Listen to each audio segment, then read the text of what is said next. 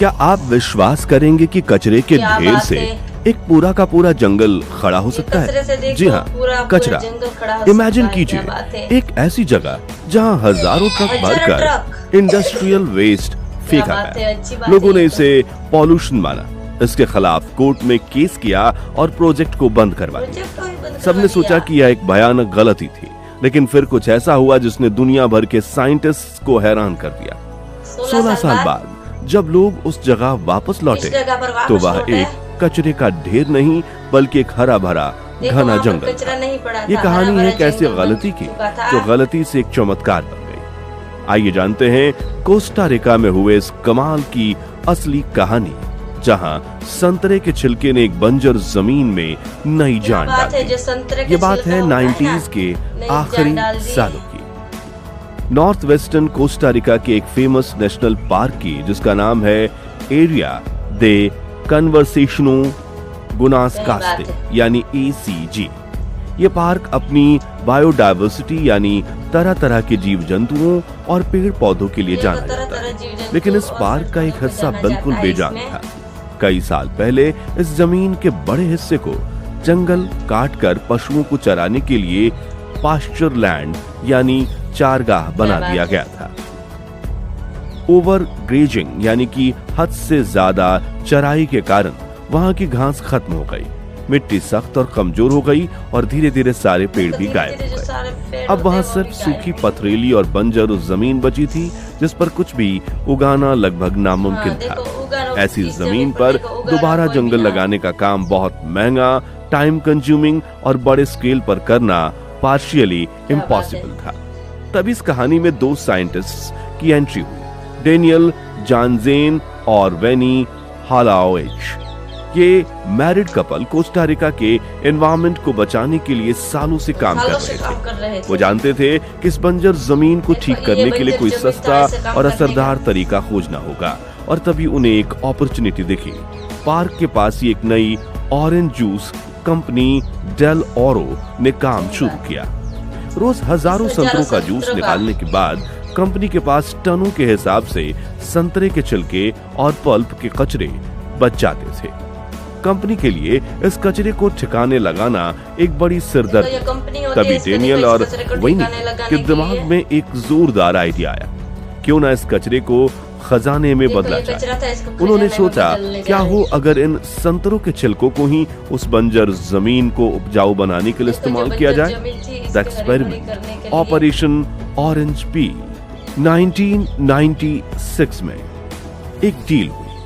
Juice company del ओरो को park के अंदर 3 हेक्टेयर की बंजर जमीन पर अपने संतरे का कचरा मुफ्त में डालने की इजाजत मिल गई। बदले में पार्क की उस जमीन को ऐसी ऑर्गेनिक चीज मिल रही थी जो मिट्टी को आगे चलकर जिंदा कर सकती। यह एक विन विन सिचुएशन थी। साइंटिस्ट के लिए यह एक बिल्कुल लॉजिकल प्लान था। महंगी खाद या नए पौधे लगाने के बजाय वो प्रकृति को प्रकृति से ही ठीक कर रहे थे। उनका प्लान सिंपल था, संतरे के छिलके की मोटी परत जमीन पर बिछा दी जाएगी, या परत नीचे के फालतू घास और उगने से उन्हें रोकेगी और धीरे धीरे सड़कर ये एक बेहतरीन नेचुरल कंपोस्ट या खाद में बदल जाएगी। 1997 तक काम शुरू हो चुका था। लगभग 1 साल के अंदर उस जमीन पर 1000 से ज्यादा ट्रक यानी करीब 12,000 मीट्रिक टन संतरे के छिलके डाले गए। ये इतना ज्यादा था जैसे 2000 बड़े हाथियों का वजन एक छोटी सी जगह पर रख दिया जाए। दूर से ही यह देखने पर एक इंडस्ट्रियल डंपिंग साइट लग रही थी। संतरे के सड़ने से तेज स्मेल आती थी और मक्खियों का झुंड उस जगह पर मंडराता रहता। लेकिन ये अनोखा एक्सपेरिमेंट सबको पसंद नहीं आया। आसपास के गांव वालों और किसानों ने इस गंध और मक्खियों के बारे में कंप्लेन करना शुरू कर दिया। उन्हें लगा कि यह पॉल्यूशन फैला रहा है, इससे पानी और हवा खराब हो जाएगी। लेकिन सबसे बड़ा विरोध डेल ओरो की ही कंपटीटर कंपनी टीको फ्रूट की तरफ से आया। टीको फ्रूट ने कोर्ट में एक लॉ सूट फाइल किया।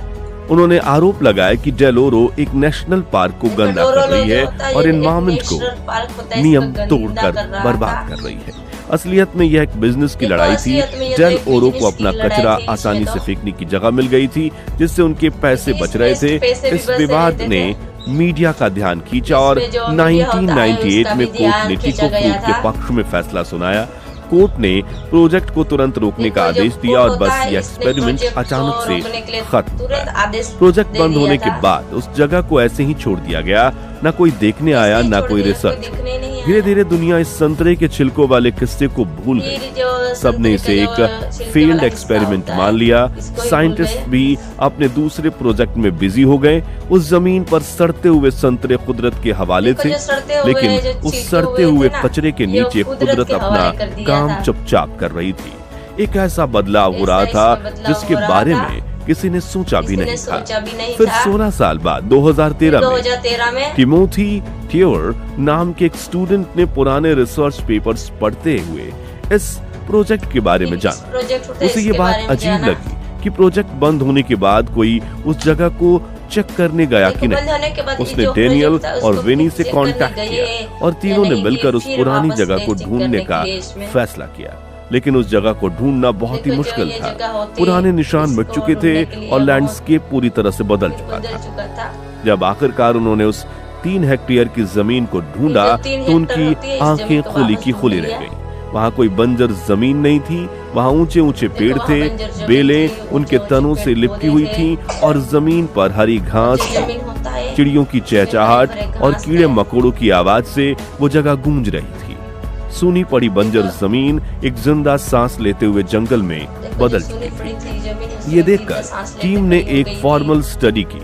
उन्होंने उस जमीन का कंपैरिजन पास की ऐसी ही जमीन से किया जहाँ छिलके नहीं डाले गए। नतीजे हैरान करने वाले थे।